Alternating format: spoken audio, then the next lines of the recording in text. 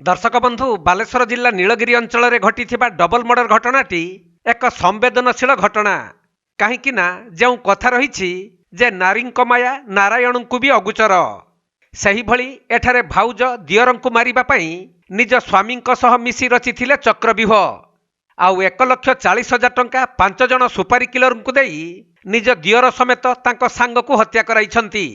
आउ blue lake ह्रदरे सेमानक मृतदेह को पकाई देई भाउज जो प्रकार अभिनय करिथिले ताहा एबे समस्तंकु ताजुब करिछि।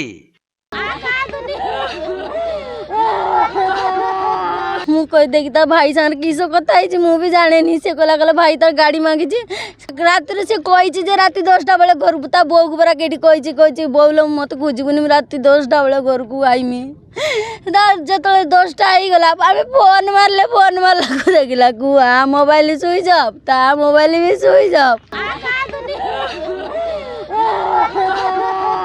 तेबे मृतदेह मिलिबा परे पुलिस तदंत करी भाउज भाई और 4 जन सुपारी किलर को धरिथिबा बेले अन्य जने फेरार रहिछि।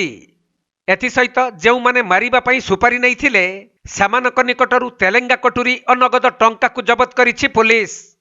सूचना योग्य जे 3 दिन तले नीलगिरी मित्रपुर निकट ब्लू लेक पाखरू एक रक्त लगा बाइक और चप्पल को पुलिस जबत करिथिला।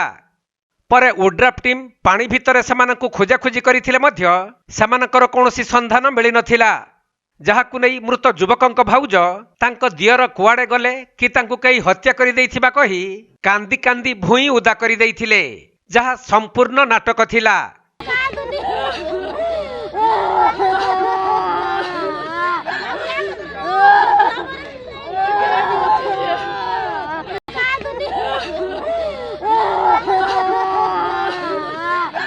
तेबे पुलिस एबे तदंत करी जानिबाकु पाइछि जे भाउज ही दियरंकु मारिबारे मुख्य सूत्रधर थिले।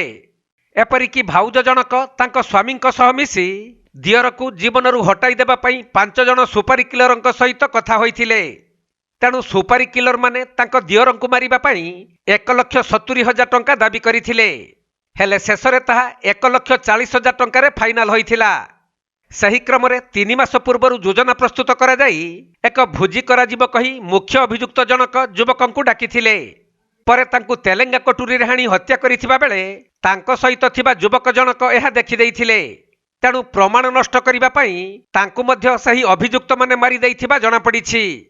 सेपटे टंका पैसा को केंद्र करी एही हत्याकांड घटिथिबा पुलिस सूचना देइछि। तेणु एही घटनाटी प्रमाणित करूछि जे एबे विश्वास करिबे काहाकू कहीं सामान्य कईटा टंका पई जदि भाई भाउज मिसी सान भाई को मारी दे पारंती ताहले आउ संपर्कर माने कौन रहिला।